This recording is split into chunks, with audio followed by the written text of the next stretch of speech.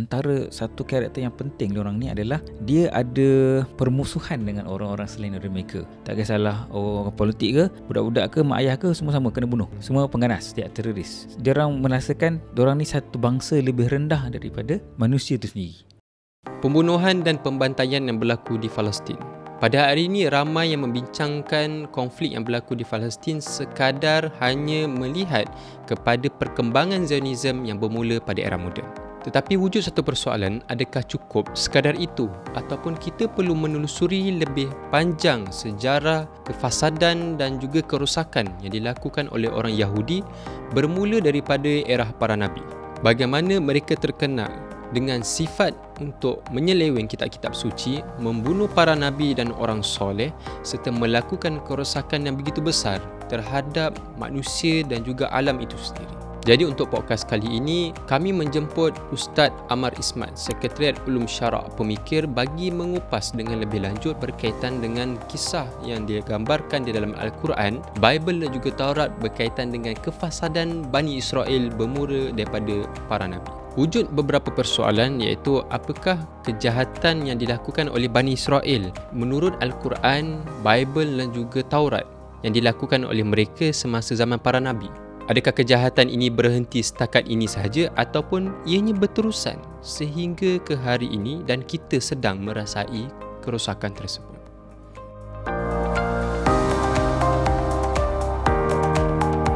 Sebenarnya terlalu banyak pembongkaran tentang sisi kejahatan Yahudi yang perlu saya kongsikan kepada anda supaya kita semua lebih faham isu sebenar yang berlaku pada tanah Palestin hari ini. Jadi saya sedang usahakan projek kandungan podcast Akal Wahyu ini dengan Bumi Mi'raj, Dunia Palestin dan Pemikir yang sekarang ini sedang giat bangunkan projek media Islami dan Palestin di media sosial. Kalau anda setuju konten Palestin dan pembongkaran Yahudi ini perlu dipertingkatkan, sokong projek ini dengan menyumbang melalui link yang ada di bawah. Baik, Assalamualaikum warahmatullahi wabarakatuh kepada para penonton kita yang kekal bersama dalam channel Akal Wahyu kita. InsyaAllah hari ini seperti mana kita janjikan, kita akan membawa kepada anda semua seorang panel baru yang akan membincangkan benda-benda ataupun isu-isu yang berkaitan dengan Palestin tapi dalam konteks perbincangan yang lebih mendalam dan sebagainya. Cuma hari ini dia agak menarik sedikit sebab selalu orang menyatakan bahawa benda ni selalu kita dengar dekat masjid, dekat surau, dalam kuliah dan sebagainya. Tapi bezanya hari ini sebab kita akan telusuri perkara ini dalam pelbagai sudut pandang.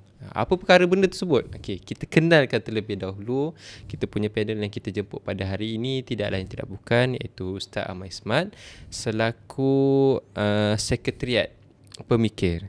Betul. Okey, selamat datang Ustaz. Ya, terima kasih kerana jemput saya.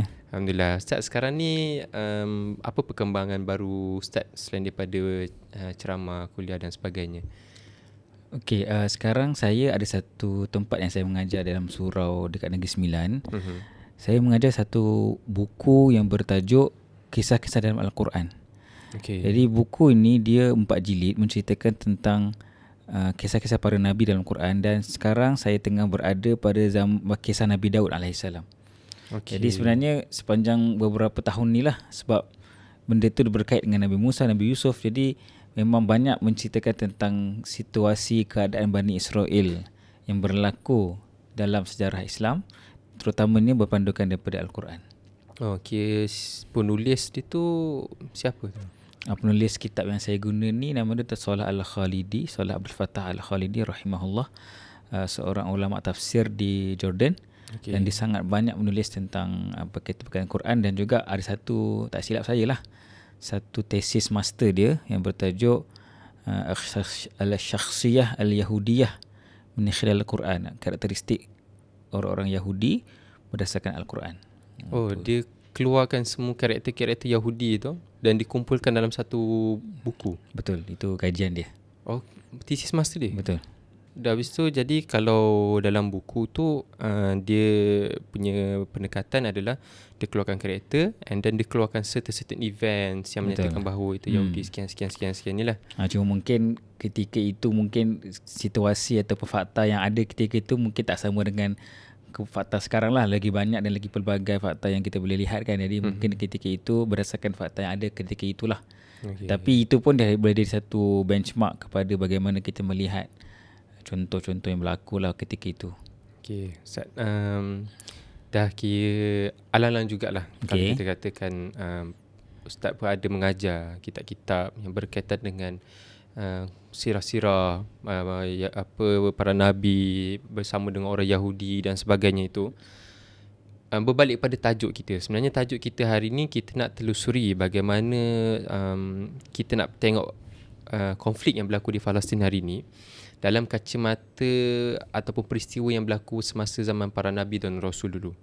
Tapi kita bukan nak telusuri hanya melihat daripada sumbernya daripada Al-Quran dan hadis saja.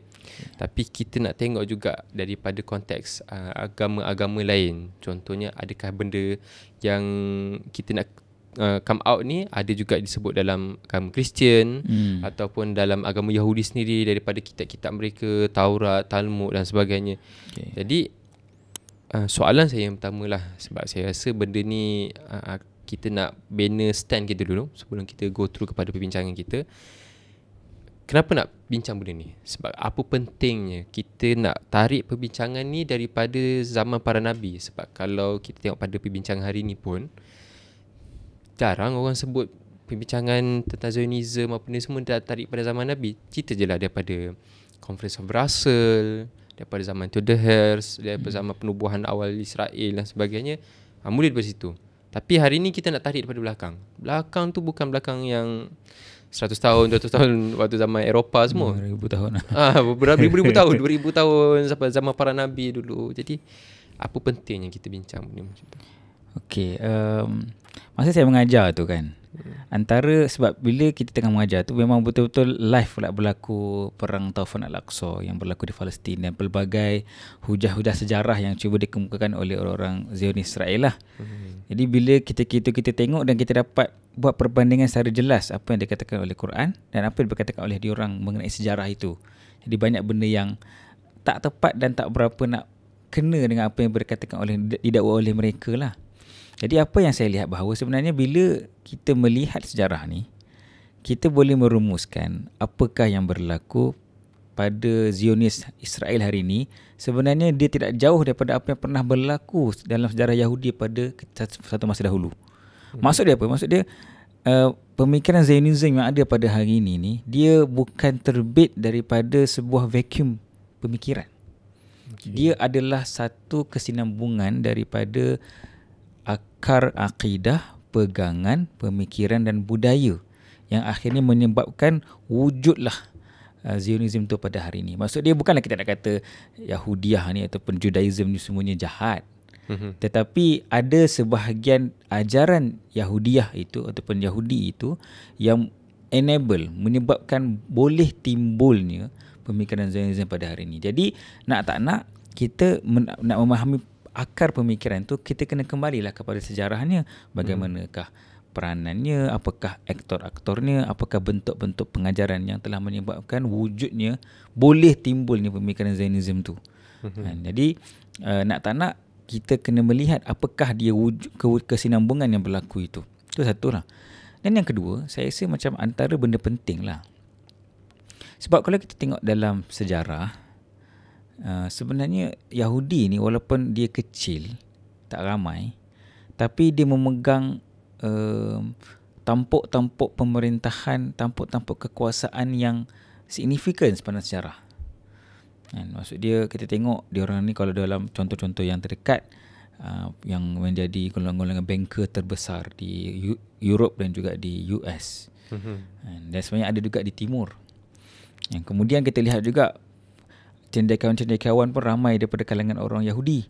Kalau yang bankers tu contoh yang macam biasa kita dengar tu Rockefeller di US dan Rothschild di Europe lah. Kalau yang Timur ada juga yang dikatakan sebagai di wilayah Kaohsiung ada nama Yutai. Yutai ni satu kelompok Chinese Jewish.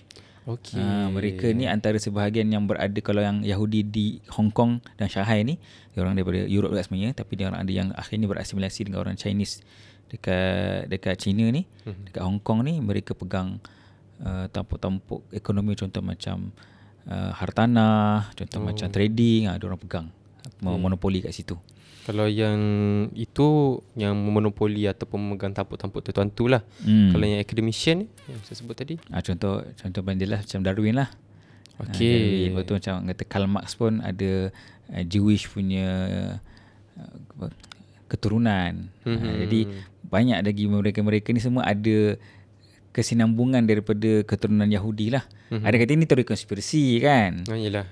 Tapi sebenarnya kita lihat benda tu tak lari daripada satu fakta yang boleh kita lihat daripada satu angle, mengatakan bahawa dia tak lari daripada tu. Dan dalam Quran pun antara watak utama yang Allah ceritakan dalam Quran adalah orang-orang Yahudi. Sepanjang daripada zaman Madinah dan onwards, sampailah kepada zaman-zaman yang akan datang.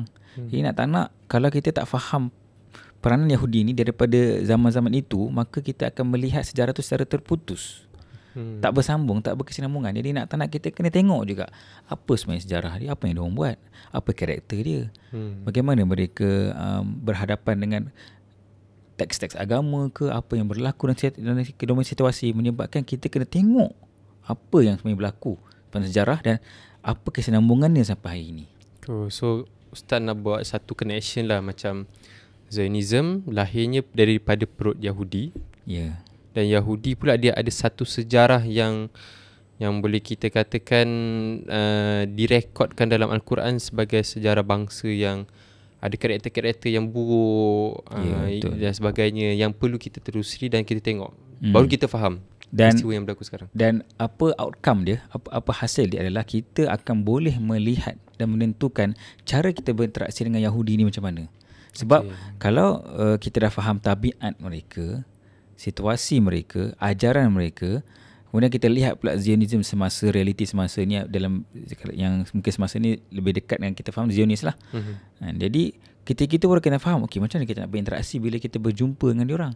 Apa yang kita boleh kita buat supaya kita tak dalam dalam limbo, tak tahu nak buat apa. Sebab kita tak faham apa sejarah, apa realiti yang berlaku. Itu yang kita cuba nak rungkai pada perbincangan ni lah. Okay, jadi kalau macam tu, kita nak kita dah buat ini satu premis lah. Kita perlu untuk tengok semula supaya kita memahami cara untuk kita berinteraksi dengan mereka. Jadi kalau begitulah kita katakan, apa key character yang kita boleh katakan Al-Quran sebut begini, ataupun daripada sumber-sumber lain, contohnya daripada Bible sendiri, daripada Taurat sendiri, daripada Talmud, yang menyatakan bahawa ini sebenarnya karakter orang Yahudi, begini, yang kita boleh katakan daripada situ baru kita faham, okey, apa yang berlaku semuanya daripada karakter ni. Okey, macam ni Ustaz. Okey, jadi kalau kita tengok sebenarnya orang Yahudi ni, dia ada special dia pada aspek dia Yahudi ni mesti dia bukan sekadar agama, tapi dia kena bangsa juga. Okay. Maksudnya dia dilahirkan sebagai seorang Yahudi dan dia beragama Yahudi jugalah. So dia macam intertwine sikit, sebagai race, sebagai religion. Berbanding dengan contoh Islam kan, kita mungkin asal-usul kita mungkin Melayu, tapi ada juga Islam yang Arab, ada asal Afrika, ada daripada Eropah juga, China, ada daripada India kan. Jadi maksud dia Islam tak synonymous dengan satu bangsa. Tapi Jews makin bangsa, tapi Judaism agamanya kan, tapi nak kata dia sangat berkait. Yahudi itu kita boleh faham sebagai kedua-duanya. Dia adalah agama, dia adalah bangsa. Ya.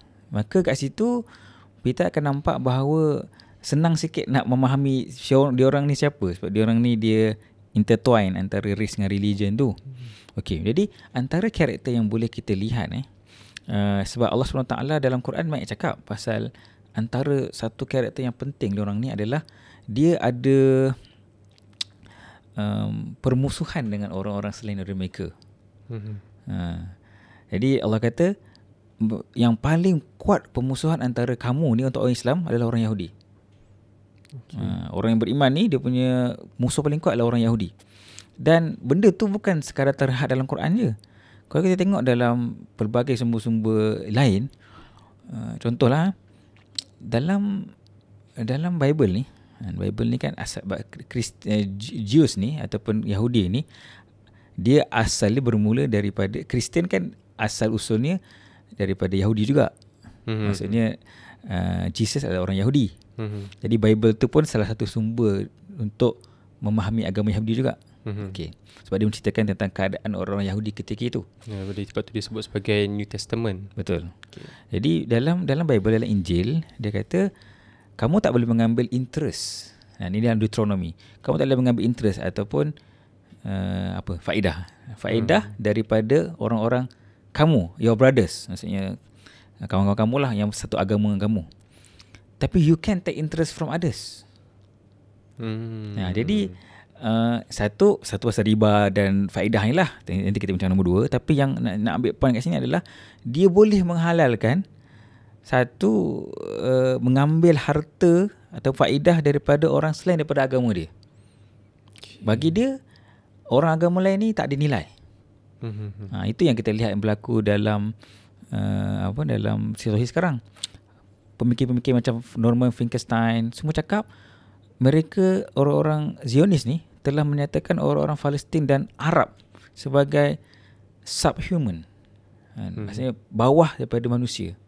Dan kalau kita tengok pelbagai interview yang dibuat oleh jurnalis antarabangsa dibuat dalam Israel sendiri, negara haram Israel sendiri, memang rakyat biasa ni cakap bahawa they are not humans. Boleh bunuh. They all the same. Tak kisahlah pejuang ke, tak kisahlah orang politik ke, budak-budak ke, mak ayah ke, semua sama kena bunuh. Semua pengganas, dia teroris. Diorang merasakan diorang ni satu bangsa lebih rendah daripada manusia itu sendiri. Jadi sebab selain daripada mereka, semua boleh. Jadi maksudnya satu dah memang ada dalam ajaran mereka. Lepas tu, dan sekarang ni dihalalkan pula melalui political itu panggil apa? Nuances. Apa nuansa politik diorang pun membolehkan benda tu. Semua orang nak bunuh kita orang semua jahat. Jadi itulah yang menyebabkan akhirnya ada berlaku satu permusuhan dengan orang lain. Maksudnya perundangan tu berbeza sama mereka lain dengan sesama orang lain yang beragama lain. Itu yang antara benda besar lah yang sebenarnya karakter mereka ni, dan permusuhan dengan orang lain tu. Itu antara yang paling besar lah kita boleh hadapkan. Antara yang besar, betul. Ada tak selain daripada tu yang kita boleh come out kan? Kita ambil daripada tadi pasal isu yang riba dan interest tu kan. Ada yang kata bahawa sebenarnya riba dan interest ni dibenarkan dalam ajaran Yahudi. Dan bukti dia sebab ayat tadilah, tadi punya teks tu. Ada yang kata, ada argue tak juga, sebab itu bukanlah mengatakan interest ataupun faedah tu dihalalkan secara umum. Tapi dihalalkan kepada yang bukan, yang goyim lah, yang bukan Yahudi. Tapi sebenarnya kalau kita tengok benda tu agak jelas sebenarnya berlaku sebab budaya money lender ni ataupun pemberian hutang-hutang duit ni memang sangat-sangat berkembang melalui orang-orang Yahudi. Dia monopoli ekonomi, lepas tu bila monopoli dia boleh keluarkan modal apa yang dia nak. Semua benda ni berlaku memang Yahudi yang buat. Dan antara banker-banker terbesar pada awal-awal institusi banking ni mula ditubuhkan adalah orang Yahudi sendiri. Kita tahulah macam Rockefeller di US, Rothschild di Europe. Semua mereka ni bermula kaya. Diorang punya kekayaan tu bermula daripada memulakan institusi banking lah. Jadi bila dah bertebaran tu, dah banyak modal besar, maka sampai sekarang lah mereka kaya. Ada yang kata 2024 kekayaan daripada keluarga Rockefeller ni mencapai 10 bilion USD. 10 bilion USD. Maksud dia tak tahulah berapa lama nak habis tu. Yelah. Kan? Dia macam seolah-olah kayanya sebuah negara. Dia kalau dia punya persen kepada GDP US ni trilion lah kan. Hampir 0.3. Besar lah juga untuk dia seorang, untuk family dia sahaja kan. Dan kalau lain semua tu mungkin top 1%, top 2% mungkin agak sangat-sangat tinggi lah. Cuma dia pandai lah, dia scattered lah. Dia bukan pada seorang tapi dia pada keluarga. Dan begitu juga contohnya Yahudi-Yahudi yang berada di timur ni, yang terutama di China ni. Ada satu fakta menarik sebenarnya saya baru baca tadi. Yutai ni Chinese Jewish. Dia dijumpai di Melaka 60 tahun sebelum dijumpai di Kaifeng, China. 60 tahun. Maksudnya 60 tahun. Ada kajian daripada Ricci mengatakan bahawa sebenarnya Yahudi di Melaka ini dijumpai lebih awal Yahudi China. Okay. 60 tahun lebih awal daripada yang dijumpai di wilayah Kaifeng dekat China. Wilayah Kaifeng ni wilayah yang sinonim dengan Chinese Jewish ni, Yutai ni lah. Ni satu fakta lah. Itu menarik. Cuma tak pasti macam mana kekayaan dia macam mana yang sekarang lah kan, sebab kalau kita perasan Yahudi ni dia bergerak dengan family. Tu yang Rockefeller family, Rothschild family kan. Dia jarang kita jumpa Yahudi tu seorang-seorang. Yelah, sebab dia berhijrah pun mesti ramai-ramai. Yelah, betul. Dan kita faham dia orang ni kan agama dan bangsa. Jadi dia susah nak assimilate, melainkan dia kena ada family dia dulu. Family dia yang dia ada di satu titik perkembangan dia kan. So tu yang dia kita tak tahu pasti siapakah family-family yang ada di Malaysia ini yang berketurunan daripada family Yahudi kat situ. Jadi pemegang-pemegang modal, dia panggil the capitalist yang wujud ini adalah disebabkan oleh ajaran dalam Yahudi itu sendiri yang menghalalkan faedah. Walaupun bukanlah menghalalkan faedah secara total, menghalalkan faedah pada orang selain Jewish, orang selain Yahudi, menyebabkan akhirnya karakter dia ni kaya lah. Dan dia mengkayakan kawan-kawan dia. Dan akhirnya segala unsur-unsur kekayaan yang wujud ini banyak dipusatkan kepada orang-orang Yahudi selain daripada orang-orang yang bukan Yahudi. Maka kalau kita tengok sebenarnya antara karakter besar dia adalah di pemegang modal besar. Kapitalis ni kebanyakan, kalau tak semua, mesti kalau sekarang ni dia terpanggil bukan sekadar Jewish lah, dia Zionist lah. Dia menyokong agenda Zionis, menyokong agenda pengyahudian itu. Itu contoh lagi. Okay, so daripada karakter yang kita boleh keluarkan tadi, ada satu benda lah yang saya rasa sangat menarik untuk kita bincangkan. Ada beberapa interview, bukan interview sajalah, ada beberapa macam press conference daripada kepimpinan tertinggi daripada negara haram Israel. Contohnya daripada Netanyahu sendiri lah kan. Mereka menggunakan beberapa istilah ataupun terma-terma, ataupun saya tak tahulah sama ada mereka ni menunggang agama ke macam mana kan. Sebab benda tu sangat jelas. Contoh terma yang saya pernah nampak adalah bagaimana Netanyahu menyamakan orang-orang di Gaza tu, daripada kepimpinan Hamas sampai ke rakyat bawah, semua sebagai Amalek. Satu. Habis tu ada satu interview juga ni pada masyarakat awam dan juga beberapa scholars di kalangan orang Yahudi, ditanya tentang istilah Goyim. Walaupun mereka macam menampakkan seolah-olah istilah Goyim tu sekadar ini saja, which is ada kata Goyim ni sebagai satu maksud negara, bangsa saja tu, that's it. Tapi bila kita go through benda ni macam lain. Istilah tu dia merujuk kepada non-Jewish. Habis tu ada disebut rupanya berkaitan dengan Goyim ni dekat dalam agama-agama dan juga kitab-kitab mereka. Jadi kalau lah istilah-istilah tu, istilah-istilah agama lah kita sebut sebagai istilah-istilah agama, adakah benda ni kita boleh katakan akar dia bermula daripada zaman para Nabi dan Rasul lalu?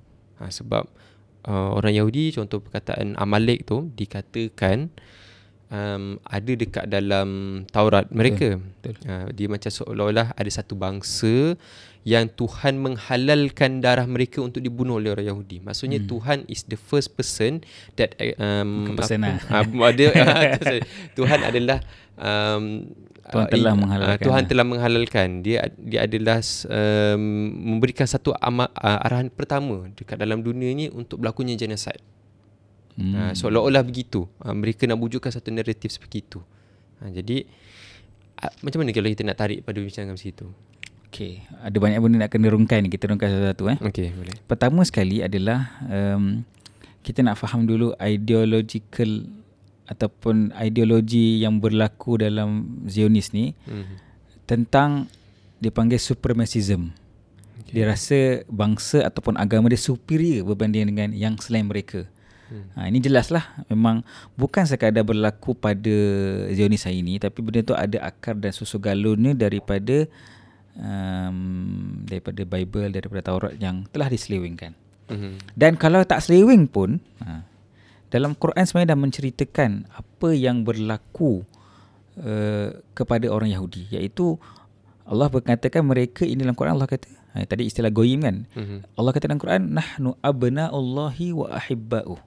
Kami ini, yakni para Yahudi ini adalah anak-anak Tuhan, anaklah yang kesayangan Tuhan dan kekasihnya. Dalam Bible pun ada istilah namanya segullah. Mungkin segullah ke Allah alam, tak pasti macam ni, tapi maksud dia adalah the chosen lah, ataupun satu kelompok yang aku telah pilih, ataupun trusted possession. Maksudnya sebab bila Allah cakap, ataupun dalam bahasa tu Yahweh lah, Yahweh cakap, kalau kamu mentaati aku dan menjadi macam kingdom of priests, jadi macam khalifah lah bahasa kita, maka kamu akan menjadi my segullah, ataupun my trusted possession, satu harta yang paling aku percayai. Jadi memang dia rasakan mereka ni superior sebab Tuhan dah pilih mereka, Tuhan dah lantik mereka sebagai ketua di muka bumi ini, maka semua yang lain kena obey kepada the chosen people ni lah. Jadi maksudnya memang betul sebahagian daripada idea itu memang wujud dalam Quran. Tetapi nak memahami itu, sekarang soalan nombor 2, apakah bila mereka kata superior itu, kalau betul superior itu, boleh ke menghalalkan benda-benda yang mereka buat sekarang? Okay. So pertama kali kita kata superiority itu sebenarnya bukan superiority secara mutlak pun. Maksudnya benda ni bukan sekadar orang Islam cakap. Dalam kalangan Yahudi pun ada beberapa orang yang Yahudi ortodoks lah, dia panggil universalis.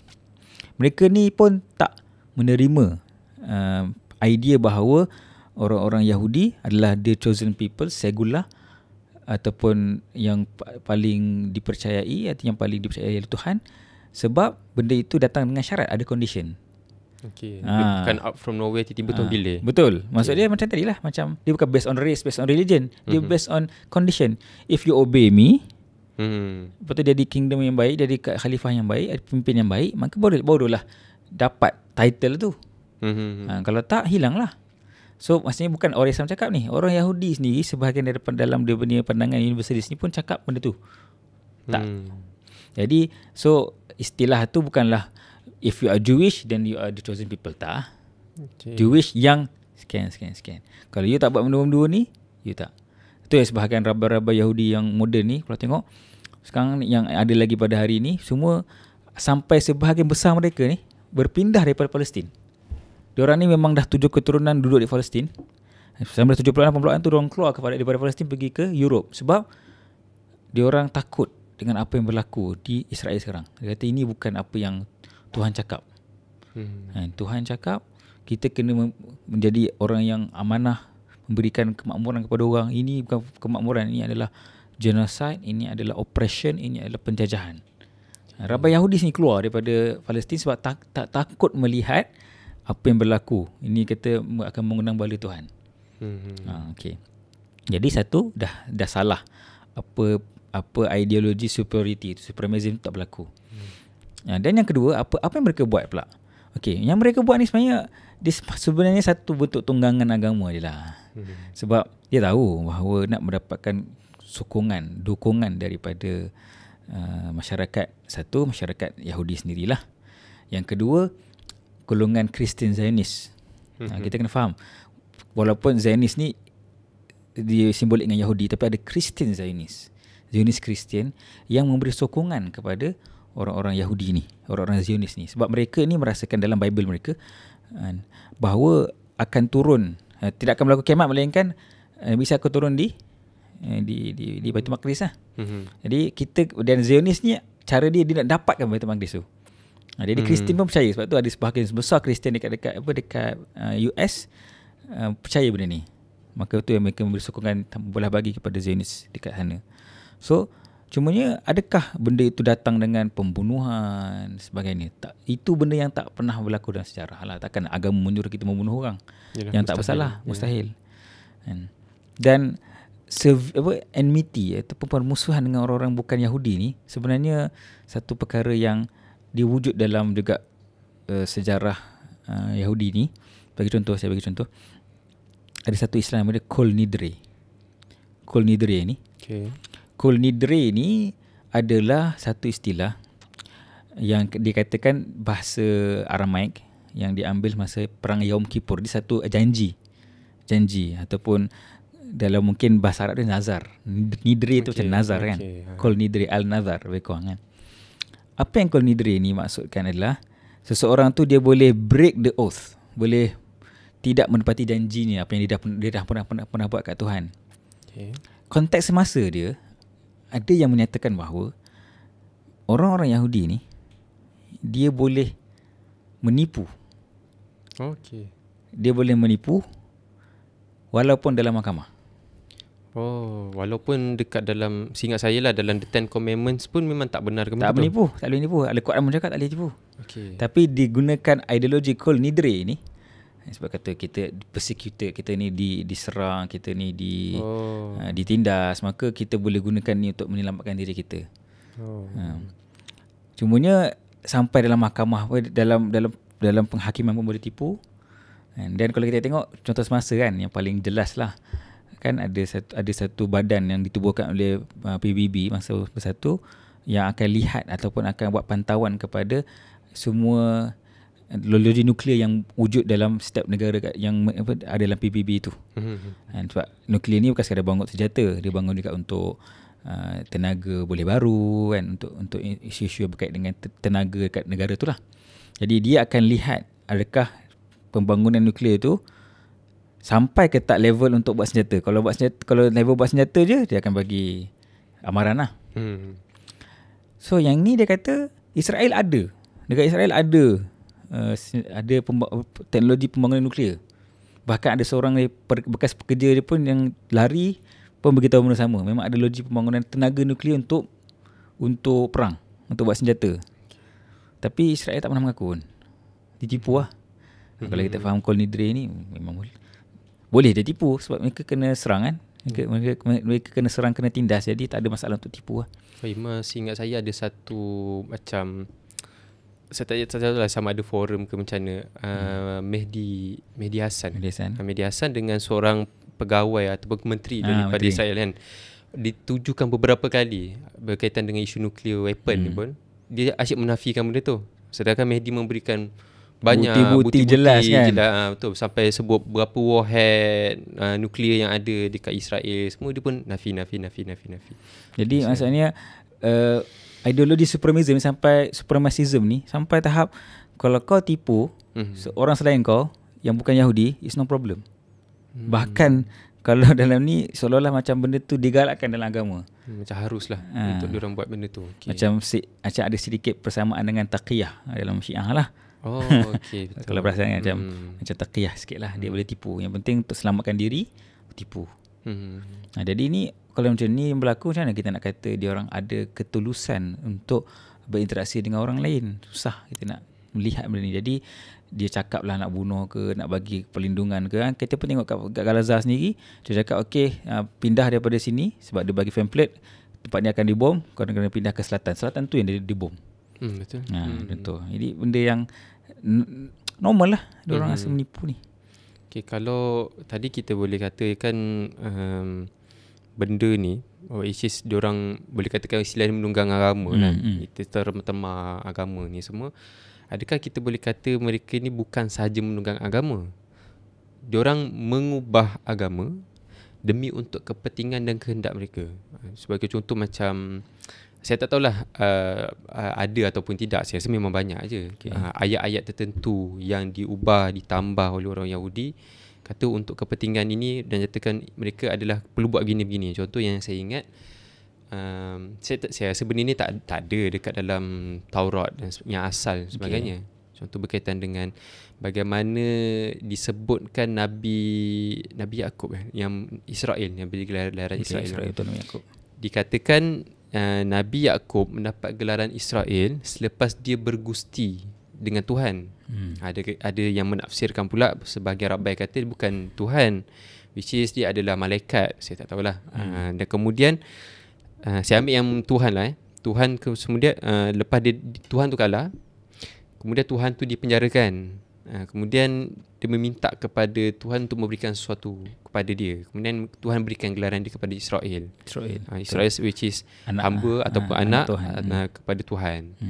So daripada situ saya nampak mereka nak legitimatekan diorang punya keturunan ini adalah keturunan yang saya boleh sebutlah sebagai above God.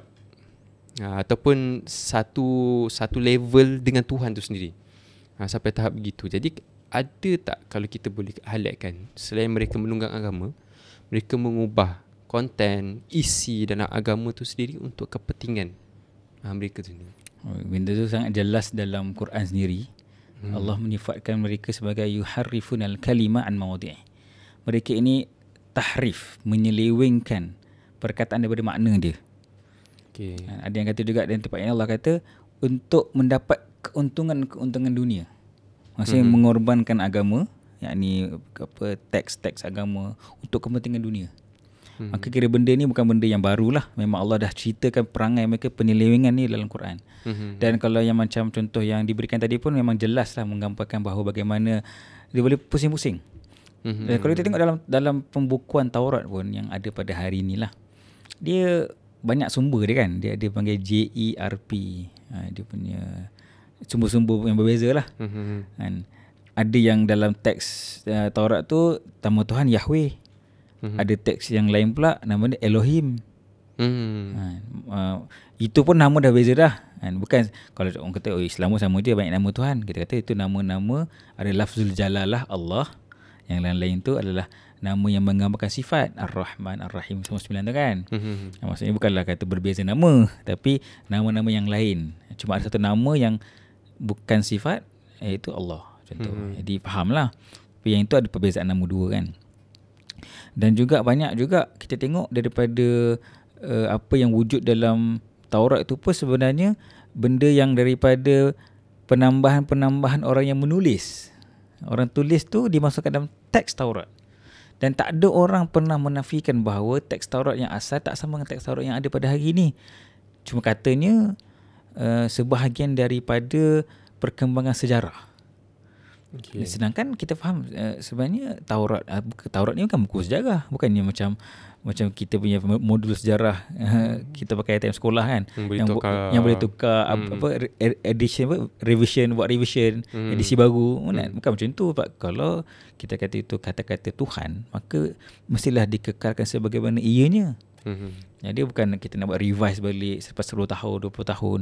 Kalau macam tu, mana yang kalam Tuhan sebenar, mana kalam yang ditambah daripada editor ke apa benda ke kan. Kita pun nampak bercampur benda tu sampai tak tahu kebenaran dekat mana. Niat baik ke niat tak baik ke, still benda itu tidak menjadikan Taurat yang kalam Tuhan tu sebagai kalam Tuhan yang asal. Maka kita boleh kata bahawa mereka betul ada unsur tak baik, iaitu nak menjustifikasi tindakan-tindakan yang pelik yang mereka buat pada zaman sejarah yang lampau dan pada hari ini. Dan akhirnya menyebabkan Taurat yang ada, kitab suci yang ada itu dah jadi pelbagai bahasa lain maknanya, dan juga apa yang wujud pada hari ini tak sama dengan apa yang ada pada masa lepas. Okay. So kalau gitulah kita boleh tarik perbincangan kita semula. Kekejaman yang berlaku pada hari ini, Ustaz kata dia adalah berakar daripada zaman para Nabi dan Rasul kan. Tapi wujud satu juga persoalan, sejauh mana kita boleh kata berakar dia tu wujud kesinambungan satu, dan apakah benda yang paling sama lah kita boleh kata, dan apakah benda-benda yang berkembang daripada kejahatan tersebut. Contoh kalau kita boleh kata tadi Ustaz sebut akar kejahatan pada zaman para Nabi, which is mereka melihat mereka adalah supremasi daripada orang lain. Habis tu mereka melihat mereka boleh melakukan sesuatu benda yang pada diri mereka tak boleh buat, tapi pada orang lain boleh buat, macam antara yang sebut riba dan sebagainya. Okay, tapi itu dekat zaman para Nabi lah. Okay, yang selepas itu adakah benda-benda lain terus berkembang karakter tu? Sebab kalau saya sendirilah nampak hari ini punya Yahudi, dia adalah satu benda yang lebih teruk daripada zaman Nabi punya Yahudi. Saya pernah nampak lah. Sebab zaman Nabi punya Yahudi, dia karakter dia bukan kita kata tak wujud kejahatan tu dan sebagainya, wujud, tetapi hari ni dia lebih teruk.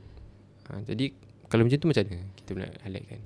Okey, saya nak dakwa satu benda yang agak kontroversial pada hari ni. Okey. Bagi saya, ideologi Zionism ni dia sinonim ataupun mudah wujud sebab beberapa ajaran dalam Yahudi itu sendiri. Maksud dia, kalaulah kita nak buat satu ideologi macam Zionism dalam Islam, susah. Sebab dalam agama Islam itu sendiri, dia banyak benda yang bertentangan. Akan ada ulama yang melentang, akan ada orang-orang Islam sendiri yang memahami agama mereka melentang. Dan susahlah ideologi itu nak dapat liputan sebagaimana kalau Zionism ada pada Yahudi pada hari ini. Bukan kita nak kata tak ada rabai yang menentang, banyak. Tapi sebab dia tak dapat nak bagi satu kalimah yang vokal, satu stand yang vokal, menyebabkan akhirnya Zionism tu dapat timbul. Dapat timbul dan dapat bentuknya pada hari ini. Okey, adakah berkembang sampai tak lebih buruk? Kita boleh kata mungkin betul. Sebab ketika kita lihat zaman-zaman sebelum ini, zaman para nabi, orang-orang Yahudi ni ada nabi-nabi dia sendiri. Walaupun ada nabi-nabinya itu dibunuh oleh diorang juga. Kita tak nafikanlah wujud banyak. Dan memang antara ciri-ciri nabi, ciri-ciri mereka juga, karakter mereka membunuh para nabi. Orang yang bawa kebenaran, orang yang mengatakan bahawa Tuhan mereka adalah Allah, dibunuh juga. Jadi sekurang-kurangnya lah zaman itu mereka ada para nabi yang menjadi rujukan, kalau bukan untuk semua pun untuk sebahagian daripada mereka. Tetapi hari ini dah lah tak ada nabi. Lepas tu ada pula satu ideologi racist, supremacist itu diwujudkan dalam bentuk ideologi, itu Zionis. Ada negara sendiri pula. Sebelum ni Yahudi ni semua daripada Poland, daripada Europe, maksudnya diorang ni ada negara lain lah yang diorang sebagai warga negara kat situ. Tapi sekarang ada negara sendiri pula. Yang itu pun dah satu flag bab kata sebahagian daripada rabai Yahudi kan, mana boleh ada negara Israel. Diorang ni kena assimilate dengan negara-negara orang yang sedia ada lah. Itu pun dah menjadikan satu nampak bahawa perkembangan itu perkembangan yang merisaukan. Dan genosid yang berlaku ini sebenarnya dah kata apa, put the nail in the coffin lah. Tak paku je dekat dia punya keranda tu, menunjukkan bahawa sebenarnya perkembangan tu betul-betul buruk. Dan apa, satu lagi saya nak cakap, sebab antara ideologi Yahudi ni dia materialistik sikit. Satu pasal tadi lah, dia telah menghalalkan riba, menghalalkan faedah, walaupun pada orang lain kan, pada orang lain.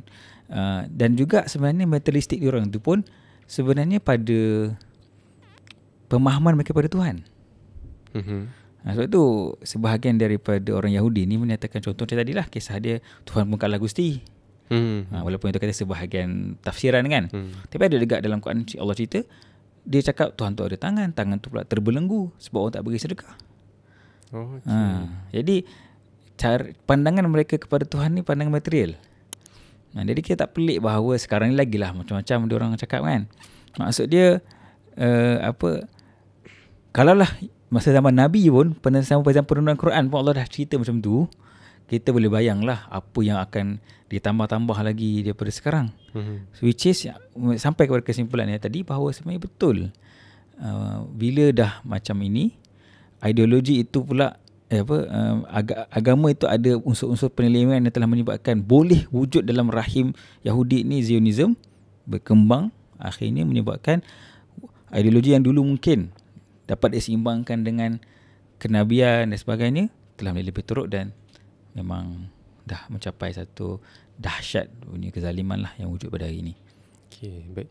Jadi pada situ kita nampak jelas lah, nak tak nak memang kita kena tarik benda tu daripada zaman para Nabi dan Rasul sendiri, sebab mereka adalah orang yang pertama, individu utama yang menghadap orang Yahudi ni. Betul. And then daripada situ kita boleh keluarkan isi dan juga ibrah, supaya benda tu kita dapat satu worldview yang jelas lah. Dan yang penting kita dapat lihat bahawa sebenarnya benda ni dia bukan vacuum. Dia bukan vacuum yang wujud sebab situasi politikal, dia tak ada historical dan juga religious juga benda tu pada masa yang sama. Okey, baik. Ustaz, terima kasih sebab turut bersama dengan kita untuk bincangkan satu perbincangan yang saya rasa jaranglah orang nak buat untuk bincang tarik pada zaman para Nabi, betul. Bawa sampai ke depan hari ni. Sebab saya kata sebelum ni dah, sekadar politik mula daripada era moden, tarik sampai ke depan. Terima kasih saya ucapkan sekali lagi pada Ustaz. Untuk para penonton kita yang kekal bersama dengan Akal Wahyu, jika anda suka kepada konten-konten seperti ini, anda semua boleh tekan like, share, komen dan juga subscribe. Jika anda semua ingin konten-konten seperti ini berterusan untuk sampai kepada anda, untuk kita tontonkan lebih banyak, jangan lupa untuk tekan link yang berada di description kami untuk teruskan menyumbang bagi memastikan projek-projek ini berterusan. Dan terima kasih juga kepada yang telah menyumbang turut bersama dengan kita selama ini. Jadi itu sahaja daripada kami. Wallahualam. Assalamualaikum warahmatullahi wabarakatuh. Waalaikumsalam warahmatullahi wabarakatuh.